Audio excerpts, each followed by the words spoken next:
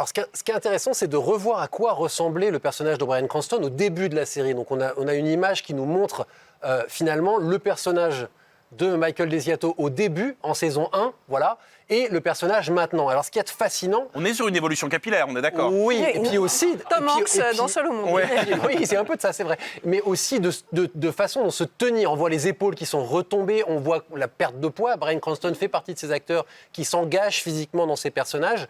Et là où c'est assez frappant, c'est que finalement, on a tout Bryan Cranston.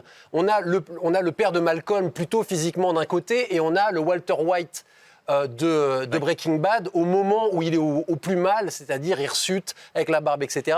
Voilà un peu de ce style-là. Et c'est ça qui est intéressant avec Bryan Cranston, c'est cette capacité de passer... De se faire pousser une barbe, vraiment, vous allez être là-dessus? Oui, non pas seulement, mais de passer finalement de quelque chose de très droit, de très frais, de très lumineux, du papa idéal, même s'il est un peu foireux, mais en tout cas de quelque chose de très joyeux, à quelque chose de physiquement complètement atteint. Et on a l'impression qu'il a pris 10 ans entre les deux saisons. Et c'est à la fois la limite, c'est-à-dire que moi, j'adore voir Bryan Cranston, et aussi c'est un acteur qui a une voix incroyable, qui fait partie presque du personnage, et qui fait d'ailleurs que son personnage dans Your Honor a beau être détruit, il y a cette voix puissante qui nous fait penser qu'au fond, il y a toujours un truc qui était aussi évidemment le cas de Walter White.